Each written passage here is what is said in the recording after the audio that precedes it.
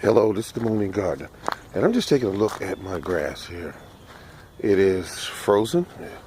You can see there's a lot of frost on it right now, so like a whitish green. And got the trees out here. The yard hasn't been cleaned because it's been very cold and a lot of stuff blew around.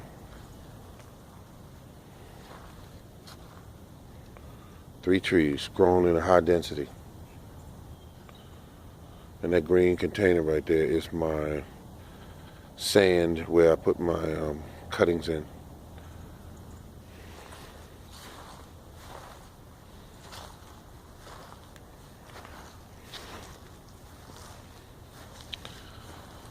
Wow.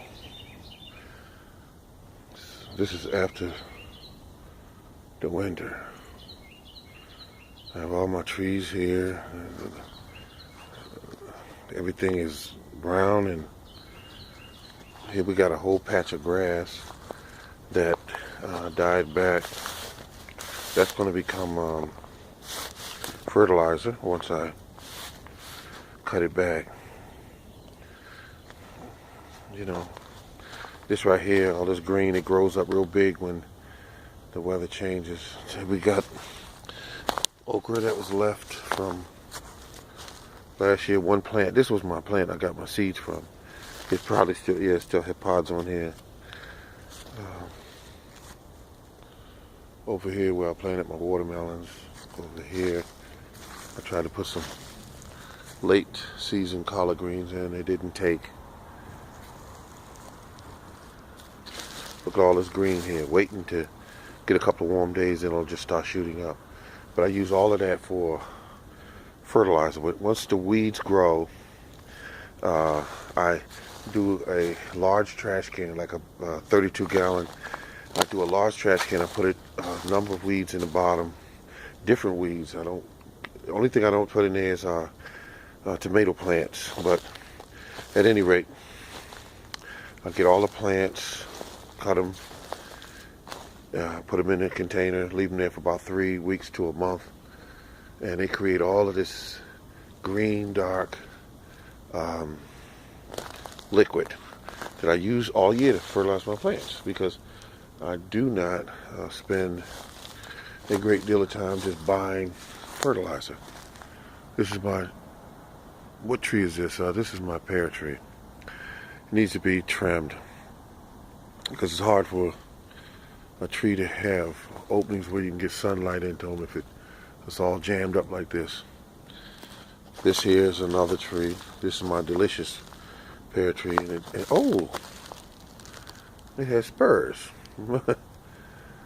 My goodness, never noticed that before. So I might actually get some pears this year. Spurs. And so I did a lot of cutting on all my trees, about anywhere from 4 feet to 5 feet, maybe 6. And this is got a couple of spurs on it. This is a plum tree. This is a it's not a Santa Rosa. It's a Stanley plum. This one here is the same thing as Stanley. I have no idea, folks, why I have 2 Stanley plums, but I do, because they produce a lot of fruit. This right here is a Santa Rose, and it's just red, all this fruiting wood.